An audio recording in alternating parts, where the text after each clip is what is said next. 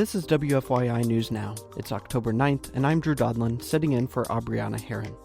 On today's show, the question of when Indiana lawmakers could address redistricting.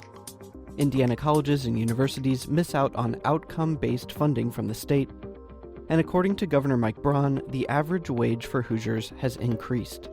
Together with Indiana business community, we're making Indiana the best place in the country to start or grow a career, a company, and it'll be attractive to those that are wanting to move here as well.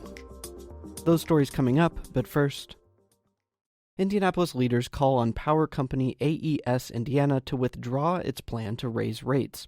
Monday night's unanimous council resolution also urges state leaders to oppose it. Samantha Horton reports. If the new proposed rate increase is approved, it could cost families an additional $21 a month.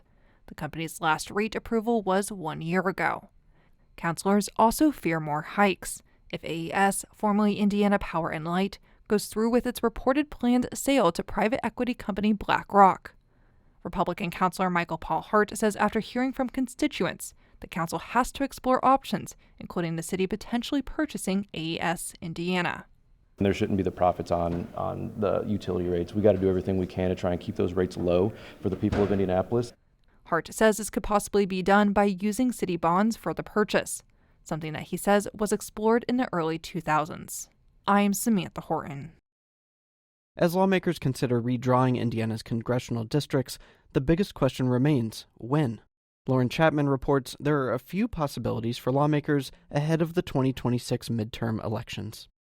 Laura Merrifield-Wilson is a political scientist at the University of Indianapolis. She says as we get closer to Organization Day, the ceremonial kickoff to the 2026 legislative session, two options become most likely. You could have something where rather than calling a formal special session, people are already coming back for Organization Day, and they could deal with this as a matter of policy. Or lawmakers could tackle redistricting at the beginning of the 2026 session. That first week focused on the issue of redistricting, and then move all the other policy priorities to the latter half, the latter points in terms of the session. Wilson says the second option would have lawmakers racing against the clock for candidate filing deadlines. Governor Mike Braun has floated the idea of a November special session for redistricting. For Indiana Public Broadcasting, I'm Lauren Chapman. Indiana rewards its public colleges and universities for outcomes such as low-income youth enrollment and on-time degree completion. But the State House defunded that program, and universities won't see that money for at least 2 years. Still, outgoing Commissioner for Higher Education Chris Lowry said in a September meeting that the commission will continue to prioritize those goals after he leaves in October. And in spite of it not, because of a very challenging budget year in this most recent session, not receiving specific funding on your behalf, this staff, even after October 10, will not forget that this is one of the chief priorities of this body. The commission reported last month that the IU system would have earned 59% of available funding for meeting those goals, Purdue 32%, and Ivy Tech 100%. Last year, those incentives brought an average of around $4 million to each of those systems.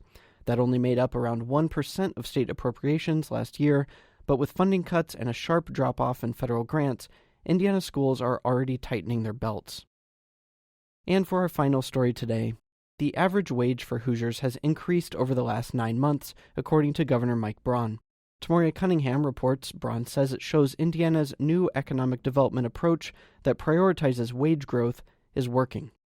Wages for jobs that receive state incentives went up by 10% since January, and Braun says Indiana cut the average amount spent on those jobs by about 2/3. He says being able to grow wages while spending fewer taxpayer dollars is productive and innovative. Together with Indiana business community, we're making Indiana the best place in the country to start or grow a career, a company, and it'll be attractive to those that are wanting to move here as well. Braun says his focus is on maximizing taxpayer dollars, creating new high-paying jobs, and helping to strengthen families and communities. For Indiana Public Broadcasting, I'm Tamoria Cunningham. That's all for today's episode of WFYI News Now. Today's podcast was produced by me, Drew Daudelin, with support from the news team at WFYI and public media journalists across the state. Our news director is Sarah Neal-Estes. Kendall Antron produced our music.